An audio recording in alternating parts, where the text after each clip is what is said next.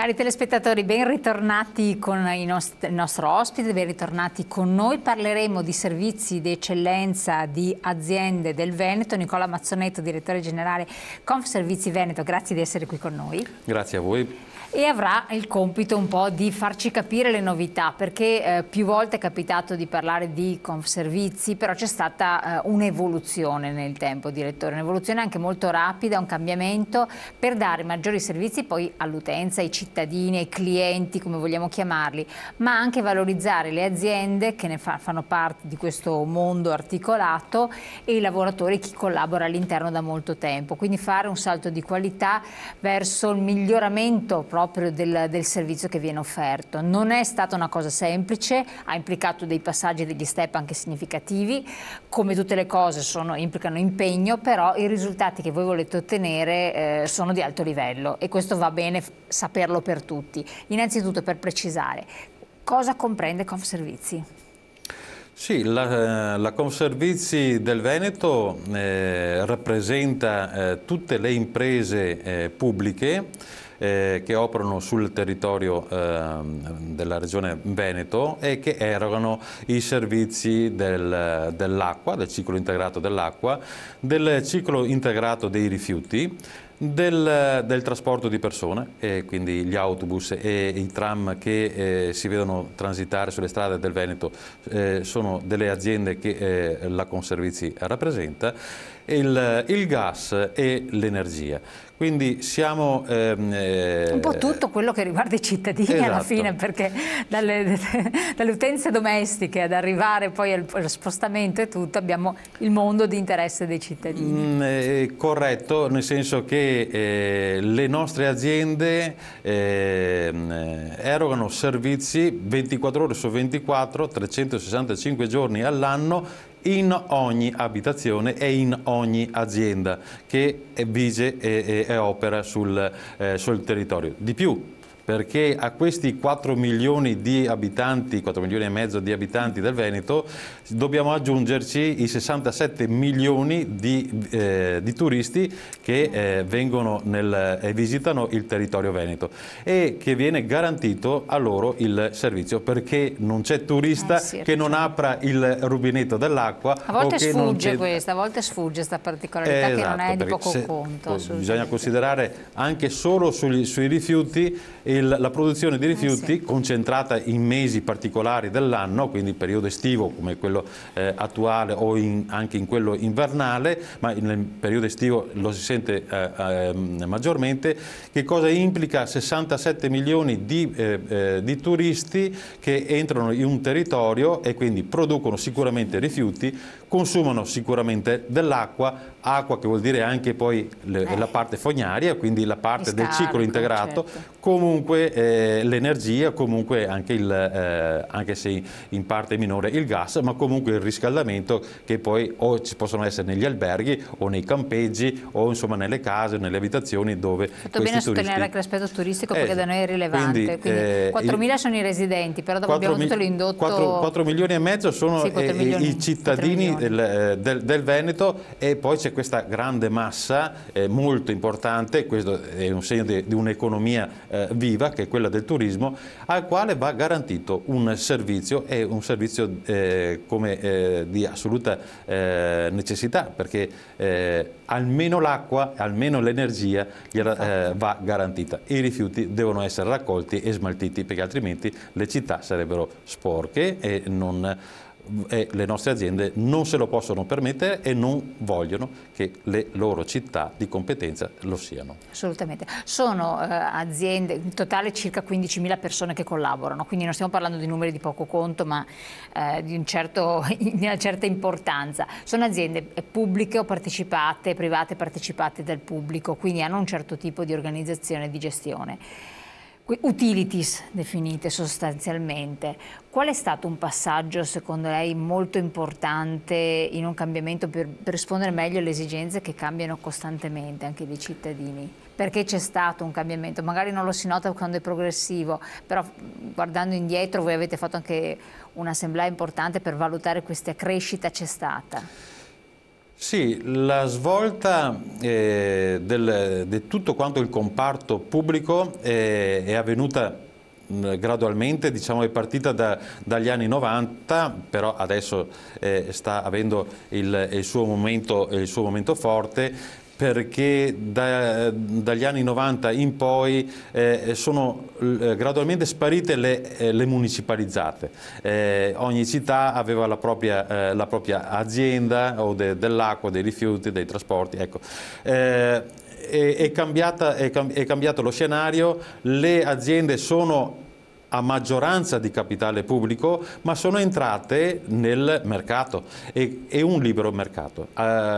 Tutti quanti in questi giorni, in questi mesi avranno ricevuto telefonate dagli vari operatori o elettrici o del gas, okay? Perché c'è il cambio, si è liberalizzato il mercato dell'energia elettrica e quindi questo ha messo in competizione l'azienda, anche l'azienda a capitale pubblico o a maggioranza di capitale pubblico, e quindi si è dovuta attrezzare per essere pronta, come un qualsiasi competitor, a essere nel libero mercato e quindi operare sì in Veneto ma anche con un'ottica che va oltre il territorio regionale, tant'è che in questo momento, e siamo l'unica regione che le nostre aziende pubbliche, che erano i servizi di pubblica utilità, sono partecipate o hanno comunque una presenza forte di aziende che le portano a essere fuori dal territorio regionale, tant'è che ad esempio il gruppo Agegas APS AMGA, che è un insieme di aziende del Padovano e del Friuli Venezia Giulia, sia dalla parte triestina che da parte di Udine, sono entrate nel grande gruppo, nel gruppo ERA, che vuol dire Emilia Romagna. Quindi in questo momento nel Veneto c'è un grande operatore a maggioranza di capitale pubblico che parte dall'Emilia Romagna, attraversa il Veneto, una parte del Veneto, e arriva in Friuli Venezia Giulia. Quindi abbraccia ben 3 regioni del nord Italia. Quali sono i vantaggi per l'utenza? Vantaggio o svantaggio? Cioè, è meglio la municipalizzata per il cittadino? Oppure, perché per chi la gestisce forse sono meglio grandi sistemi perché uno ha un quadro più generale, ma poi all'utente finale, secondo lei? I conti e i numeri sono quelli che confortano se la scelta è una scelta del legislatore, perché chi ha voluto la liberalizzazione del mercato è stato il legislatore nazionale, anche su delle basi di direttive europee. E sono i numeri che ci confortano che questa scelta del legislatore nazionale ed europeo per quanto riguarda l'Italia e il Veneto in particolare è stata una buona scelta, perché quest'anno abbiamo registrato che tutte le aziende a capitale pubblico, a maggioranza di capitale pubblico, hanno chiuso i loro bilanci in positivo. Quindi non c'è il Veneto ha questo primato che va sottolineato, e vi ringrazio per questa presenza, avere la possibilità di dirlo con tutto il cuore, con tutto lo spirito, che chi rappresenta un'associazione di imprese sane a capitale pubblico che chiudono i bilanci in positivo. Ma anche quelle di trasporti? Comprese quelle dei trasporti di persone. Perché noi un anno, 2 anni fa parlavamo di complessivamente le aziende del trasporto pubblico locale del Veneto hanno fatto complessivamente 13 milioni di utile. Non c'è un'azienda dei trasporti del Veneto che abbia chiuso i bilanci in passivo, anzi complessivamente 13 milioni e mezzo di utile. Com'è stato possibile questo? Perché si ricorda qualche anno fa che si lamentava che per arrivare al break-even bisogna stare attenti, comunque c'era una serie di problematiche, era il passivo, diciamo che era il normale, cioè, sembrava nella norma. Assolutamente. Cosa è successo? Il problema del trasporto pubblico locale è sotto gli occhi di tutti, perché ovviamente abbiamo l'immagine di altre regioni, di altre zone d'Italia, mediamente lo si nota perché c'è la capitale, c'è Roma, poi si va giù verso il sud Italia, ma non è qui una questione di nord o sud. Qui la questione è di come vengono gestite le aziende. La gestione di queste aziende nel Veneto è positiva, nel senso che si riesce ad avere un alto servizio di qualità con dei costi di gestione bassi, contenuti, e che questo permette ad avere l'emissione di un biglietto per una tratta che non solo è in linea con quello che sono le medie nazionali ed europee, quindi sostanzialmente il costo del biglietto è quasi parificato a qualsiasi altra regione, ma avendo dei costi di gestione più bassi, il prezzo del biglietto va a coprire. In questo momento il Veneto copre il 52% dei costi di gestione dell'azienda, quando la media nazionale è del 30%. Anche noi eravamo 30%, perché io ricordo eravamo quasi in linea con la media che doveva essere quella nazionale fissata dalla legge Burlando. Okay? La legge Burlando fissava il tetto di copertura del biglietto a 35%.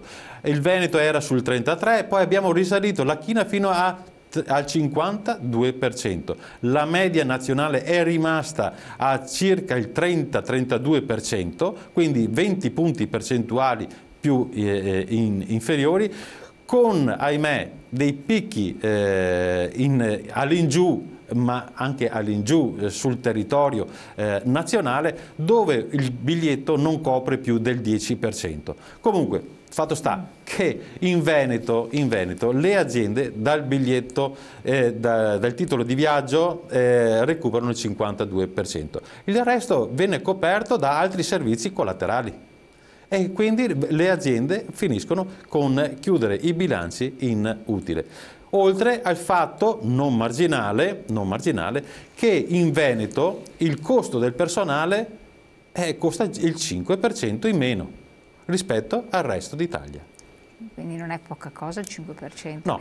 Quindi ci sono margini di miglioramento nelle altre regioni, questo potreste fare un benchmarking in qualche modo. Diciamo che non è nel nostro interesse andare a insegnare agli altri come si fa a gestire le aziende, però posso dire che le aziende del Veneto sono sicuramente un modello da replicare e da copiare e sarebbe veramente un'operazione interessante a livello nazionale che si prendesse il modello di gestione delle aziende, anche quelle di trasporto pubblico locale, e venisse replicato nelle altre, perché riteniamo che sia possibile che questo sia replicabile, anche se capisco che in alcune realtà per alcune dinamiche locali può essere particolarmente difficile, però il Veneto lo era difficile anche in Veneto e ci si è riusciti, quindi questo vuol dire che volendo si può fare qualche cosa. Un'altra cosa che adesso,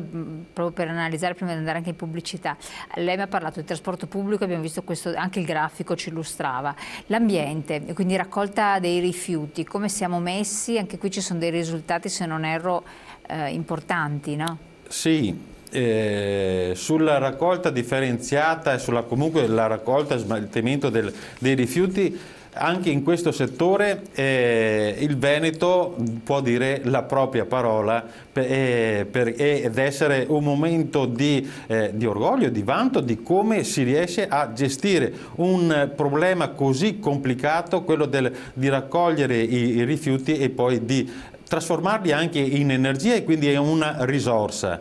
Basti pensare che la raccolta differenziata in Veneto ha dei numeri importantissimi, cioè nel senso che siamo al 73%.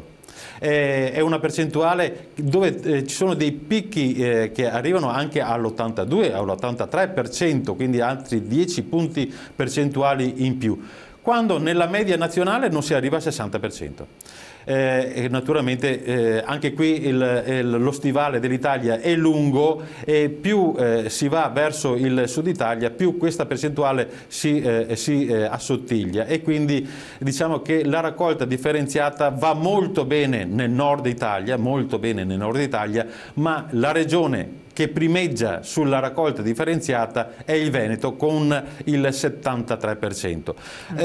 Una particolarità è che da questi rifiuti in Veneto, anche attraverso soltanto 2 termovalorizzatori, quello di Padova del Acegas APS Amga e quello di Schio di AVA, Alto Vicentino Ambiente, questi 2 termovalorizzatori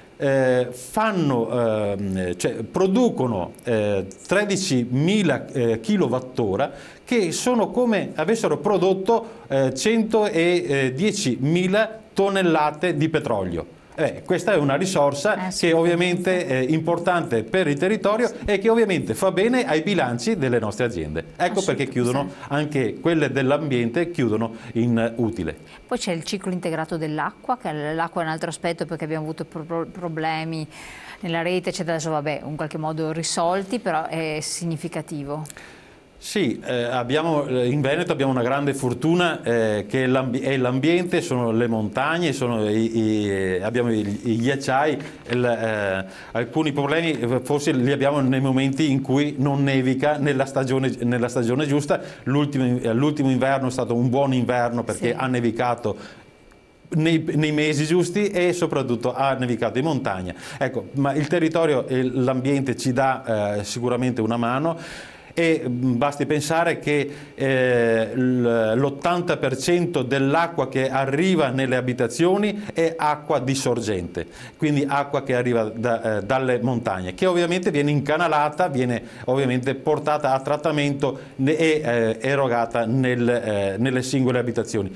Qui ci sarebbe da aprire una parentesi su questo, perché le nostre aziende devono trattare l'acqua e vengono attinte dalle stesse fonti che altre società, le società private che imbottigliano l'acqua non le trattano e le vendono quell'acqua a delle cifre che sono spropositate rispetto a 1 metro cubo di acqua, che è una montagna di acqua, vero? Certo. 1 metro cubo di acqua che costa neanche 2 euro contro l'equivalente di cosa? Di 1 litro? 1,5 litri?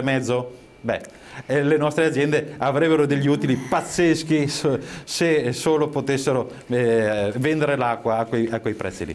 Perfetto, allora abbiamo fatto un po' un quadro generale, per fortuna ci sono dati positivi, siamo molto contenti. Andiamo in pubblicità, dopo torniamo perché ci sono stati altri cambiamenti importanti, altri settori che avete in qualche modo esplorato e anche avete avuto dei risultati significativi tra poco.